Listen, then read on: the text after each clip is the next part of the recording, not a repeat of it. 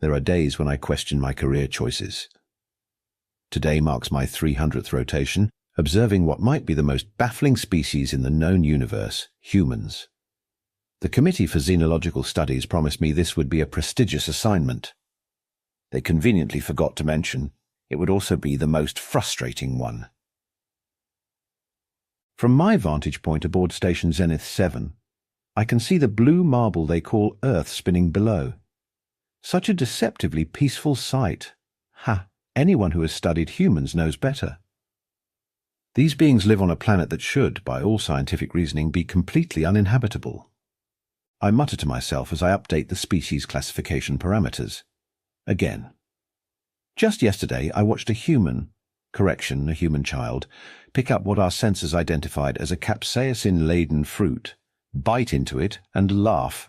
Laugh! Any sensible species would be in respiratory distress from merely touching the thing. But no, these walking contradictions treat it as a snack. The worst part? My colleagues back at Central think I'm exaggerating. Just last cycle, Commander Rix had the audacity to suggest I was becoming obsessed with human resilience. Obsessed? I'm simply documenting a species that treats deadly radiation as a mild inconvenience and calls it a tan. Speaking of radiation, I run another standard sweep of the sector. The humans are being suspiciously quiet today. At least the view from up here is nice. Though I must say, watching their civilization flourish on a death world makes me question everything I learned at the Academy about survival parameters. Perhaps that's why they assigned me here, to challenge my preconceptions about what's possible. I reach for another nerve stabilizer. Something tells me I'm going to need it. The alert came during my routine sensor check. At first I thought our equipment was malfunctioning. The energy readings were off the charts. But no, this was very real. A hypernova, one of the most destructive forces in the universe, was headed straight for Earth's sector. "By the 7 moons," Analyst Thaler gasped beside me, her 4 eyes widening as she processed the data. "The blast radius. It will encompass their entire solar system." I immediately sent emergency broadcast to Central Command. Within moments, our observation station transformed into a crisis center. Commander Rix materialized on our main view screen, his usual smug expression replaced with genuine concern. "Krozak, your readings are confirmed. We estimate the hypernova will reach Earth's sector in approximately 72 hours. The energy output will be catastrophic." Catastrophic was an understatement. The numbers scrolling across my screen showed radiation levels that would vaporize most known life forms. Even our most advanced shielding technology would barely withstand a fraction of this blast. "We need to evacuate them immediately," Thaler said, already drafting emergency protocols. "Their technology isn't anywhere near advanced enough to—" A notification interrupted her. My mandibles dropped as I read the message from our Earth liaison, Nova Blake.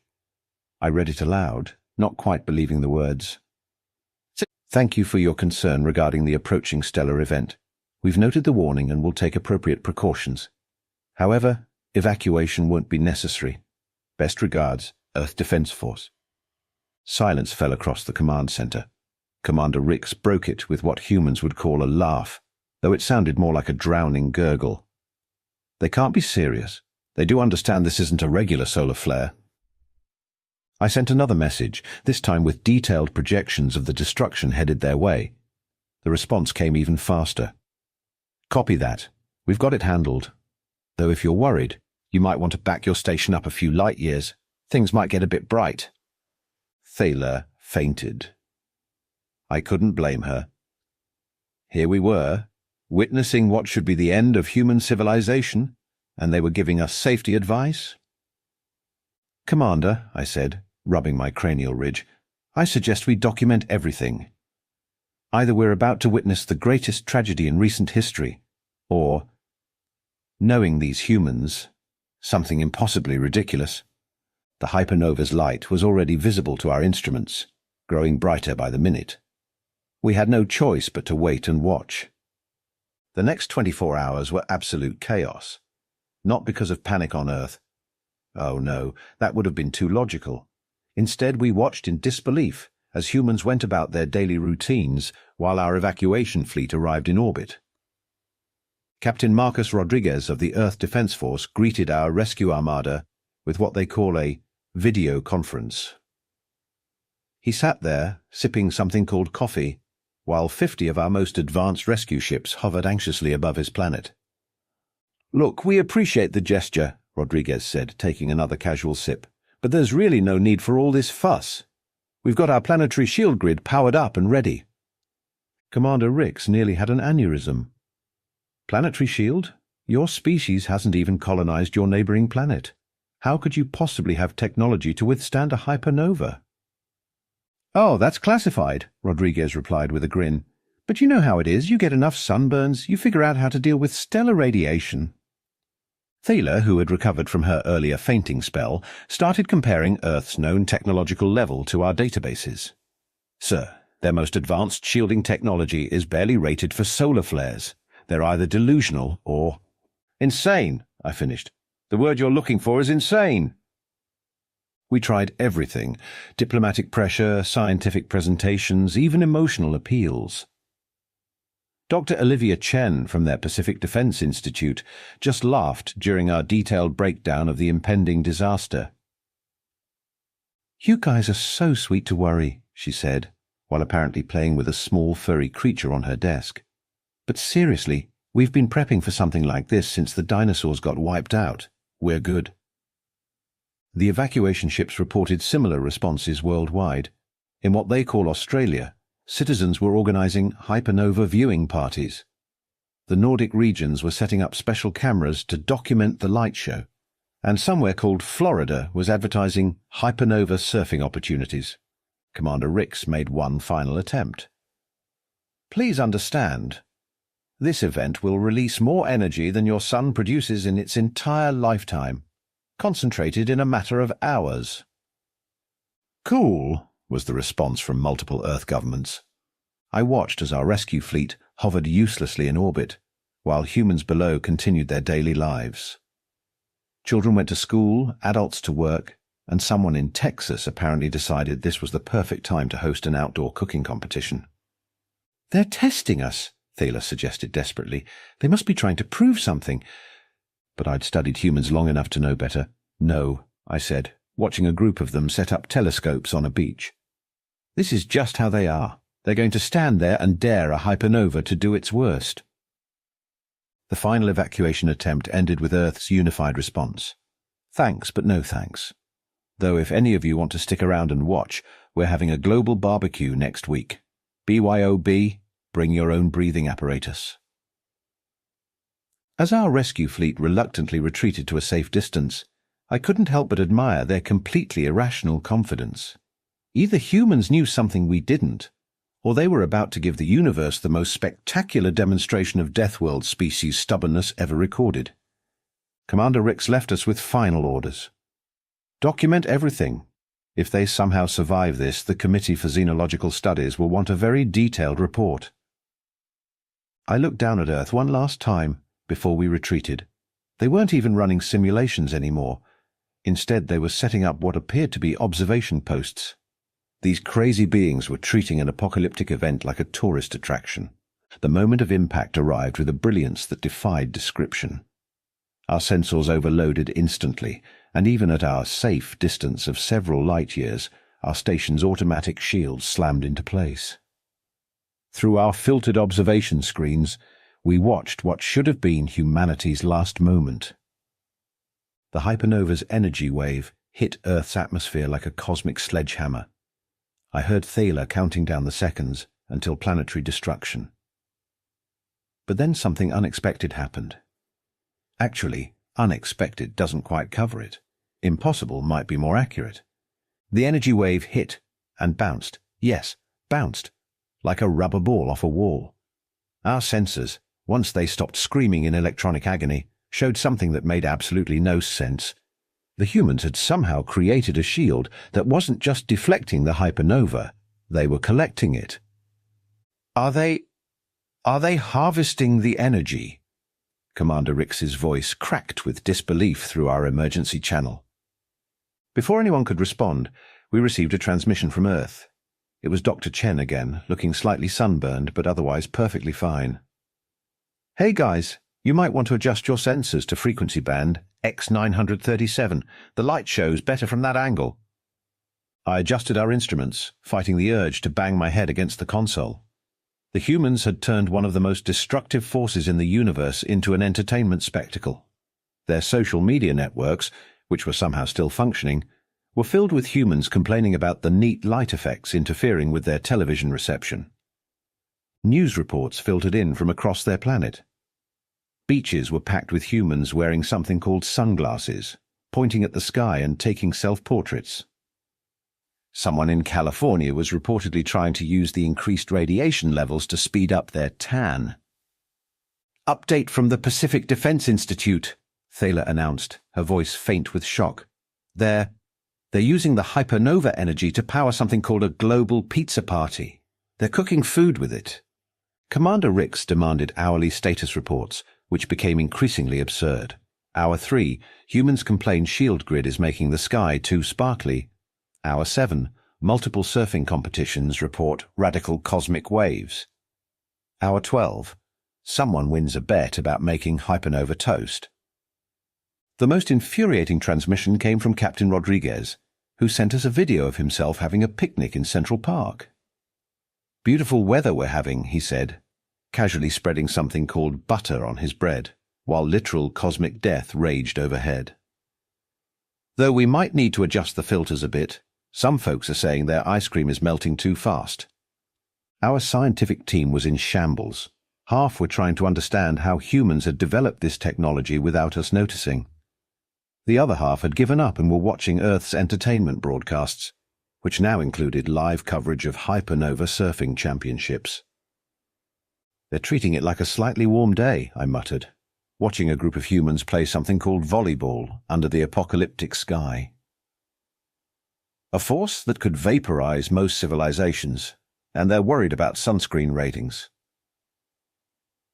Nova Blake sent us an official update.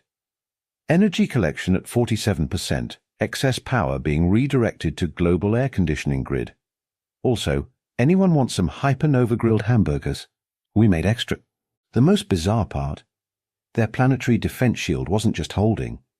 It was working better than their scientists had predicted. They were apparently dealing with the excess energy by using it to power what they called a worldwide beach party. Should we help them?" Thaler asked, watching humans celebrate what should have been their extinction event. "Help them?" I laughed. "They're doing better than we would with our most advanced technology, though I admit I never expected them to weaponize their species' bizarre relationship with stellar radiation quite like this." As the hypernova's peak intensity began to fade, Earth sent us one final message. "Thanks for the heads up about the space weather. Don't forget, global barbecue next week. We've got enough hypernova-charged power cells to keep the party going for centuries. BYOB still applies."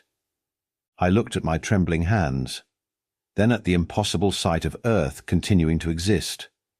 Commander Rix's voice summed it up perfectly. "Krozak, I apologize for ever doubting your reports about humans. They're not just surviving on a death world, they're apparently immune to the universe itself." Below us, humanity celebrated their survival the only way they knew how, by complaining that the light show wasn't bright enough and planning an even bigger party. Our investigation team arrived on Earth one standard week after the event. The humans insisted on holding our first meeting at something called a rooftop bar in Manhattan. This alone should have warned us about what we were about to discover. Dr. Chen greeted us with a tray of drinks that glowed suspiciously. "We call these hypernova hurricanes. Don't worry, they're only slightly radioactive," she said with a wink that sent shivers down my spine. "Perhaps we could focus on the technical details," Commander Rix suggested, eyeing the drink like it might explode. Knowing humans, it probably could. "Oh, right." Dr. Chen pulled out a tablet showing their energy collection data. "So, fun story. Remember about 20 years ago when we asked the Galactic Council for help with our energy crisis, and everyone said our planet was too primitive?" I remembered. The Council had laughed them out of the chamber. The humans had smiled, thanked everyone politely, and left. We should have recognized that smile. It was the same one they wore when facing certain death. Well, Captain Rodriguez continued, sipping his glowing drink, we figured if no one would help us, we'd just have to think bigger, way bigger, like cosmic event bigger. The data scrolling across their screens made our scientists weep. The humans hadn't just survived the hypernova.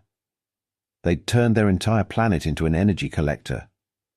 Their planetary shield was actually a massive conversion system, transforming deadly radiation into usable power. You deliberately waited for a hypernova? Thaler asked, her voice reaching frequencies only spacefaring dogs could hear. Not exactly waited, Nova Blake chimed in. But when your sensors picked it up, we figured, why waste a good crisis? We've been running simulations for years. This was just a perfect chance for a live test. The technical specifications were mind-bending. They'd developed the technology by studying their own sun's radiation and scaling up, way up. Their scientists had essentially looked at one of the most destructive forces in the universe and thought, hey, free energy. But the risk, Commander Ricks sputtered. One miscalculation and your entire species would have had a really bad sunburn, Dr. Chen finished. We tested the system on solar flares first. Turned out our calculations were pretty solid. Their pretty solid calculations had resulted in the most efficient energy conversion system ever recorded. They'd not only survived, they'd collected enough power to run their civilization for the next 1,000 years. Want to see something cool? Rodriguez asked, leading us to a massive facility underground. Inside, containers of swirling energy filled warehouse-sized rooms. We're calling it the Hypernova Heritage Project. Future generations might need a backup sun, you know. I watched our scientists examine their technology, their professional composure crumbling with each new revelation. The humans had built their system using materials we'd considered too primitive for basic spaceflight. Oh, that? Dr. Chen said when asked about their methods. Yeah, we basically copied the way plant cells handle sunlight and scaled it up about 1 billion times. Added some fancy mirrors, too. Nothing special. Nothing special. They'd casually revolutionized energy collection physics using technology based on their planet's vegetation. And they'd done it because the Galactic Council had told them it was impossible. The final insult came during the data review. Their system hadn't just worked. It had exceeded their expectations by 47%. They'd collected so much excess energy that they were now facing a new problem. Too much power. We're thinking of offering it to neighboring systems, Nova Blake mentioned casually. You know, since we've got extra. Any takers? Commander Ricks, who had finally tried the hypernova hurricane, spoke for all of us. You're telling me that you not only survived a hypernova, but you're now considering becoming an energy supplier to the galaxy? Using technology you developed because we refused to help you? Pretty much, Dr. Chen beamed, though we prefer to think of it as creative problem-solving. Anyone want another drink? These ones are made with hypernova-charged water. Makes them extra fizzy. Our investigation concluded with humanity being reclassified as a Level X civilization, a category we had to create specifically for them. The official report included phrases like inexplicably resourceful and terrifyingly innovative. As we prepared to leave, Nova Blake handed us each a small glowing cube. A little souvenir, she said. Each one has enough power to run a small city for a year. We've got tons extra. I looked at the cube, then at Earth's still shimmering atmosphere, where traces of the hypernova's light continued to dance. These humans had turned certain death into an unlimited power supply, and they were handing out the excess energy as party favors. Oh, and don't forget, Dr. Chen called after us. Next month's barbecue is still on. We're thinking of grilling with redirected hypernova energy. Should add an interesting flavor. I clutched my cube and hurried back to our ship, already dreading writing this report. How exactly does one explain to the Galactic Council that humanity's response to a cosmic death sentence was to throw a party and solve their energy crisis? During the official technology exchange summit that followed, humans finally revealed the full story behind their shielding advancement. The presentation was held at a place called Beachside Conference Centre, because of course it was. Nova Blake took the stage wearing what she called business casual, which apparently meant formal attire paired with flip-flops. So you all want to know how we developed our radiation shielding? It's actually a funny story. The assembled galactic scientists leaned forward eagerly. Finally, we would understand the complex calculations, the advanced theories, the groundbreaking physics that had enabled such an achievement. We got sunburned a lot. Nova paused for effect, like really a lot. The silence in the room was deafening. Commander Rix's left eye started twitching. You see, Dr. Chen jumped in, pulling up a series of images. Humans have this interesting relationship with our sun. We know it's dangerous, but we love lying out under it anyway. We call it tanning. The presentation continued with pictures of humans deliberately exposing themselves to solar radiation for aesthetic purposes. Each image made the scientific delegation more uncomfortable. This cultural obsession with solar exposure, Nova continued cheerfully, led to centuries of research into radiation protection. Sunscreen, UV-blocking materials, protective clothing. We got really good at dealing with radiation because we really wanted to keep going to the beach. Captain Rodriguez, now sporting what he called a wicked tan, added, "When we started looking at planetary defense systems, someone pointed out that we already had tons of research on radiation protection. We just needed to scale it up. Way up." "But the complexity of the calculations," Thiele protested weakly. "The precise energy dispersion patterns." "Oh yeah, that part was tricky," Dr. Chen admitted, "until we remembered how our skin produces melanin to protect us from sun damage. Then we thought, what if we made the whole planet do that?" The technical specifications they shared next caused three prominent physicists to excuse themselves from the room. They had essentially created a planetary-scale version of human skin's natural radiation defense system, combined with the photosynthesis principles from their plants. "The really clever bit," Nova said, clicking to a new slide, "was adding what we learned from these little guys." The image showed something called a tardigrade, a microscopic Earth creature that could survive in space. "You based your planetary defense system on primitive microscopic life forms?" Commander Rix asked, his voice cracking. "And sunscreen," Rodriguez added helpfully. "Don't forget the sunscreen part." The humans had taken basic biological processes, added some principles from their consumer sun protection products, scaled it up to planetary size, and somehow created the most advanced radiation shield ever conceived. "We call it the Global Tanno Shield," Nova announced proudly. "Marketing wanted to call it the Death Ray Deflector 9000, but we thought that sounded a bit aggressive." Dr. Chen pulled up more data. "The best part is, it's self-adjusting. Just like how our skin adapts to sun exposure, the shield automatically calibrates to different radiation levels. It even changes color slightly, like a global mood ring."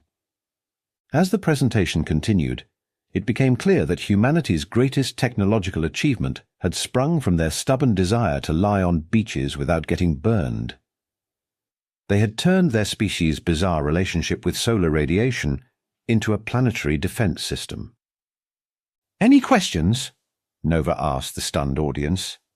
A brave soul from the Galactic Science Academy raised a trembling appendage. But what about the fundamental laws of energy conservation?" "Oh, those," Dr. Chen waved dismissively. "Turns out they're more like guidelines when you're working on this scale. Kind of like how sunscreen SPF ratings are more suggestions than rules." I watched my fellow scientists struggle with this new reality, that humanity had revolutionized planetary defense technology because they wanted better beach days. Their solution to a civilization-ending threat had been inspired by their own cellular biology and their recreational habits. "Next up," Nova announced cheerfully, "we'll show you how we're using the excess energy to power what we're calling the world's biggest beach party. Anyone want some sunscreen? It's SPF 1 million. The room emptied quickly after that, leaving only those of us who had grown somewhat accustomed to humanity's particular brand of insanity. We watched through the conference room windows as humans played volleyball under the still shimmering sky, protected from celestial death by what was essentially really good sunblock. Commander Rix summed it up perfectly. They survived because they got sunburned too much. The universe really does have a sense of humor. The Galactic Classification Committee met in emergency session following the hypernova incident. The usual formal atmosphere was notably absent, replaced by a sense of bewildered resignation. I presented our final report, though I still couldn't quite believe what I was saying. In conclusion, I stated, watching the committee members shift uncomfortably, humanity has demonstrated capabilities that transcend our existing classification system. They turned a cosmic catastrophe into a power source because, and I quote, "it seemed like a good idea at the time."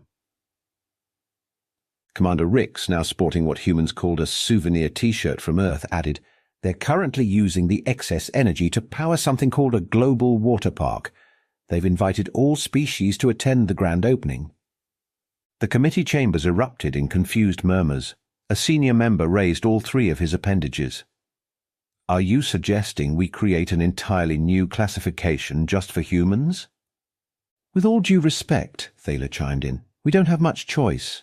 They're already offering to export their Tano Shield technology to other systems.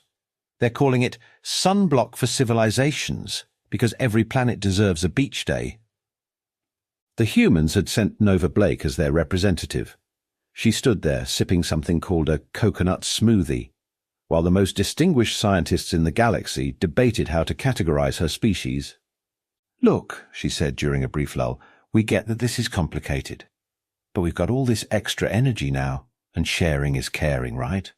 Plus, we're planning an intergalactic surfing competition next cycle." The committee's final decision was unprecedented. Humanity was classified as incomprehensibly resilient, with a special note: approach with caution. They think apocalyptic events are entertaining. The official document included several warnings. Do not tell humans something is impossible. Do not underestimate their recreational activities. Assume they can survive anything. Beware of any beverages they offer that glow. As we left the chambers, Nova handed out more of those glowing power cubes. "Party favors," she announced. "Oh, and we're thinking of standardizing the hypernova harvesting process. In case any other deadly cosmic events come our way. Could be fun." Back at Station Zenith 7, I made my final observation log. Earth glowed below, its new energy shield giving the planet a slight shimmer, like a soap bubble in space. Humans had already adapted their fashion to match, wearing something they called iridescent sunglasses. Commander Rix, who had finally tried surfing during his last visit, shook his head. "You know what's really terrifying? They're already asking about other potential energy sources. Something about black holes looking interesting."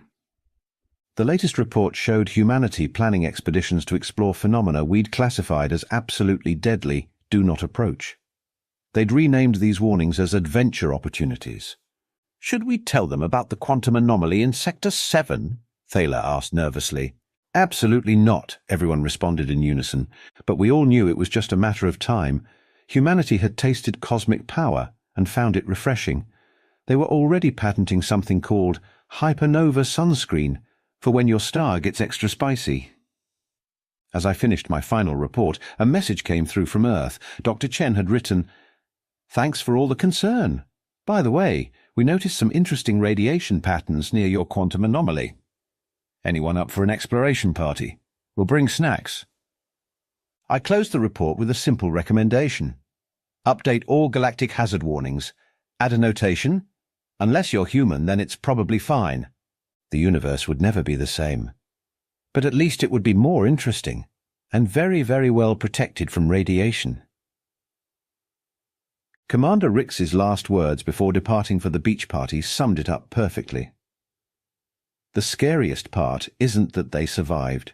It's that they're already planning the next impossible thing, and knowing humans, they'll probably succeed while getting a tan.